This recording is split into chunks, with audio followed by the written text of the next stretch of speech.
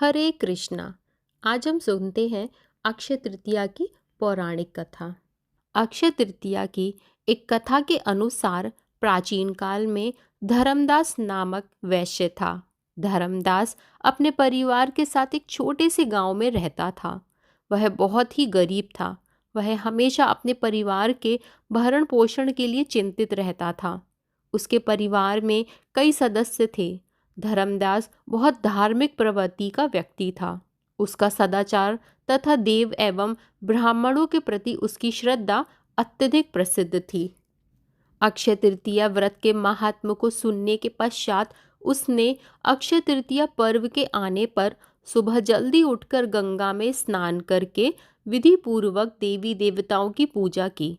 व्रत के दिन सामर्थ्य अनुसार जल से भरे घड़े, पंखे, जौ, सत्तू, चावल, नमक, गेहूं, गुड़, घी, दही, सोना तथा वस्त्र आदि वस्तुएं भगवान के चरणों में रखकर ब्राह्मण को अर्पित की।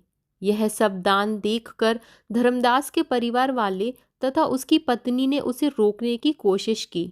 उन्होंने कहा कि अगर धर्मदास इतना सब कुछ दान में दे देगा तो उसके परिवार का पालन पोषण कैसे होगा।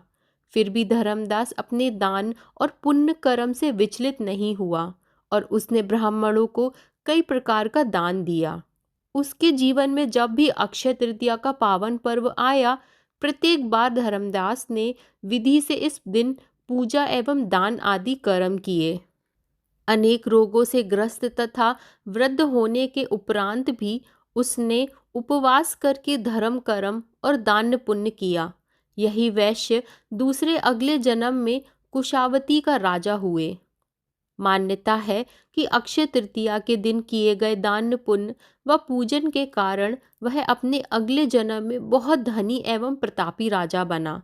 वह इतना धनी और प्रतापी राजा था कि त्रिदेव तथा उसके दरबार में अक्षय तृतीया के दिन ब्राह्मण का वेश धारण करके उसके महायज्ञ में शामिल होते थे। अपनी श्रद्धा और भक्ति का उसे कभी घमंड नहीं हुआ। वह प्रतापी राजा महान एवं वैभवशाली होने के बावजूद भी धर्म मार्ग से कभी विचलित नहीं हुआ। माना जाता है कि यही राजा आगे के जन्मों में भारत के प्रसिद्ध सम्राट चंद्रगुप्त के रूप में पैदा हुए थे। जैसे भगवान ने धर्मदास पर अपनी कृपा की, वैसे ही जो भी व्यक्ति इस अक्षय तृतीया की कथा का महत्व सुनता है और विधि विधान से पूजा एवं दान आदि करता है, उसे अक्षय पुण्य एवं यश की प्राप्ति होती है।